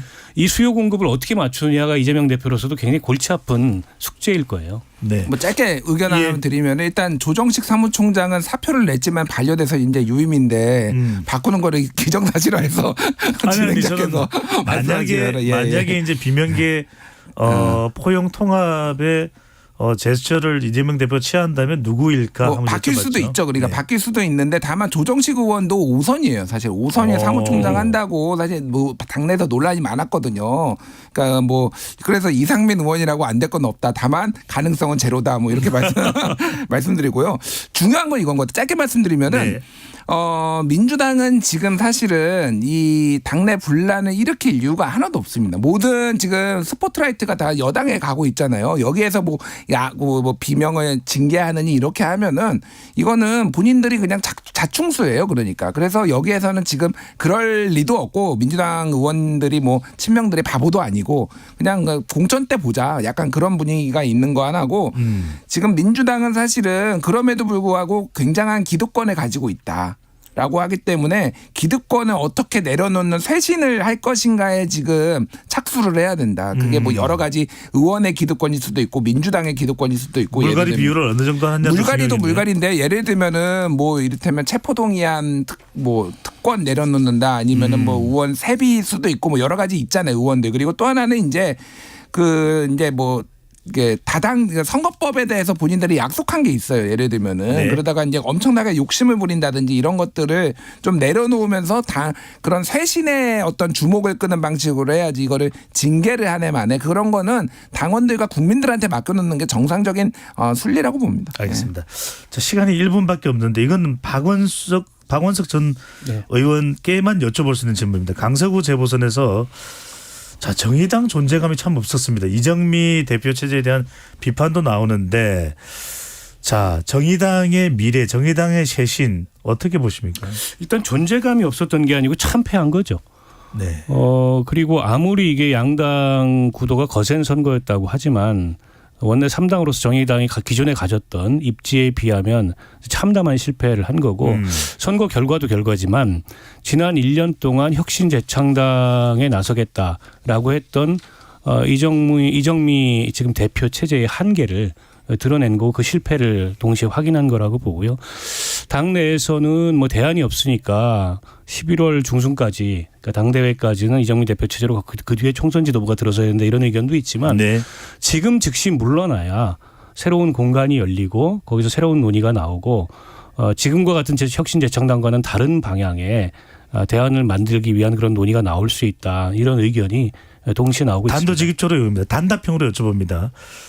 박원석 전 의원이 이 당대표 도전 가능성이 있습니까? 지금 좀 엉뚱한 말씀을 하시는 것 같아요.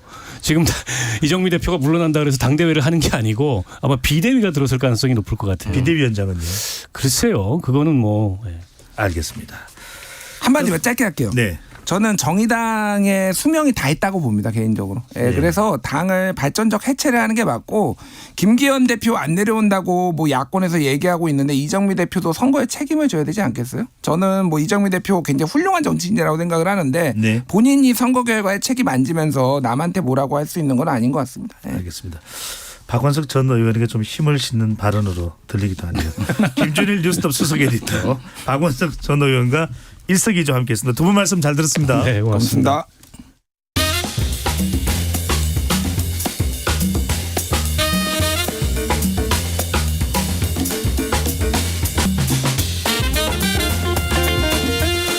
세계 곳곳의 국제 뉴스를 꼼꼼히 살펴보는 국제본부 시간입니다. 이분을 너무 많이 기다렸습니다.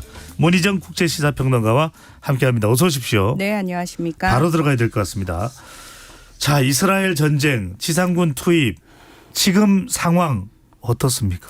자, 일단은 가자 지구를 둘러싸고 이스라엘이 뭐 최고의 뭐 병력 집중시켜놨죠. 그리고 뭐 탱크, 장갑차 다 도열돼 있는 상황이에요. 며칠 전부터 지상군 투입하겠다라고 이야기는 하고 있지만 아직까지 대대적인 투입 명령이 떨어진 건 아니고요. 하지만 소수의 그 특수부대가 들어가서 지금 하마스의 무기를 제거를 한다든지 관련해가지고 작전을 수행을 하고 있다, 이런 이야기는 나오고 있습니다. 하겠다면서 좀 이렇게 조금 약간 주저하는 이유는 뭡니까? 그러니까 주저주저 한다기보다는 제가 봤을 때는 지금 이스라엘 정부 측, 그러니까 지금 극우화된 그 정부 측에서는 바로 들어가고 싶을 거예요. 왜냐하면은 극우적인 사람들은 당장 가서 때려 부셔 뭐 이렇게 이야기를 하고 있고, 네타냐후 총리 역시 하마스 괴멸할 거야, 이제 뭐 씨를 말려버릴 거야, 뭐 이런 식으로 얘기를 하고 있으니까. 그런데 아마도 지금 국제사회를 비롯해서 미국이라든지 다른 나라들, 전쟁이 확전되기를 원하지 않는 나라들이 물밑에서 엄청나게 말리고 있을 겁니다. 지금 그 협상이 진행 중에 있다라고 보시면 될 것 같고요.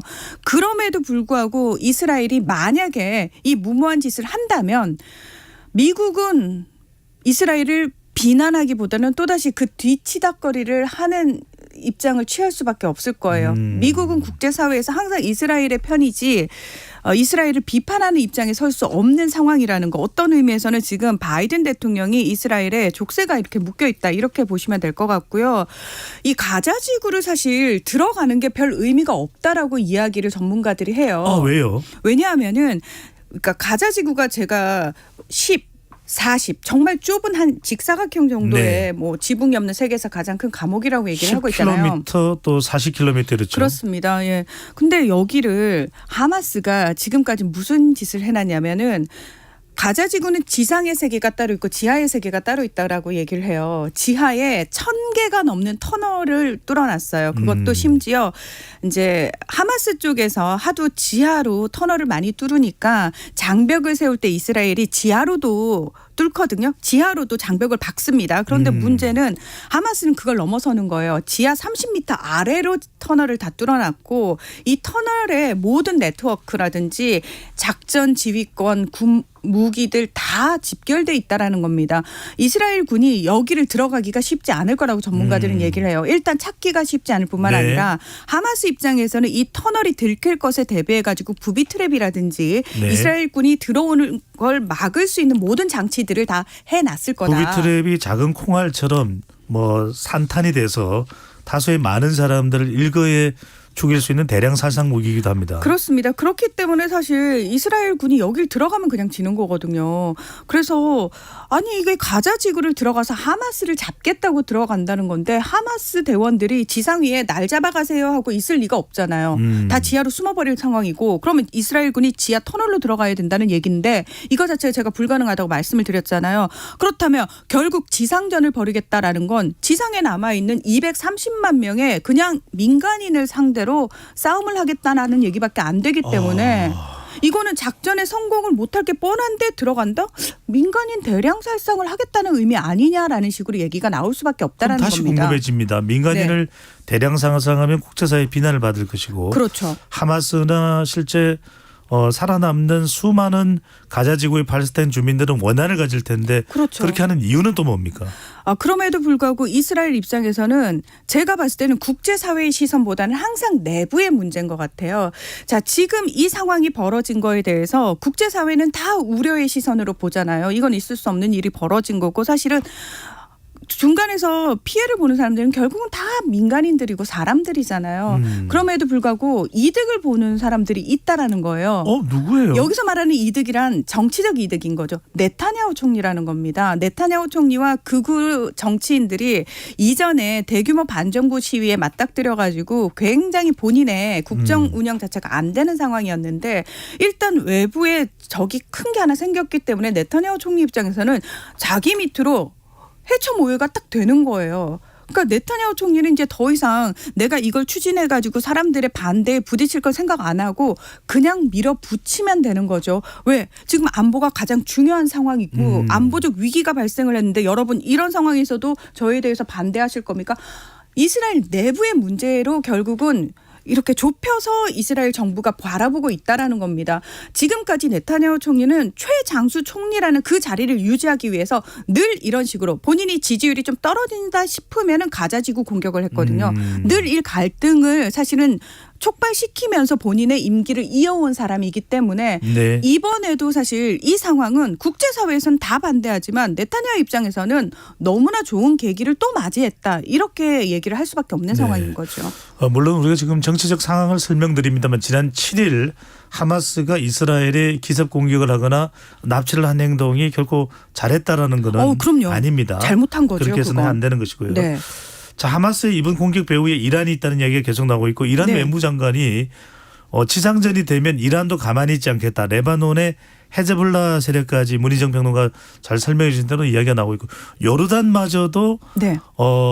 이스라엘에 대해서 좌시하지 않겠다 이런 얘기가 나오고 있고 시리아마저도 시리아는 이란군이 실제로 가 있습니다. 그렇죠. 국경으로 이란군이 시리아에 있는 이란군이 이동할 정도다.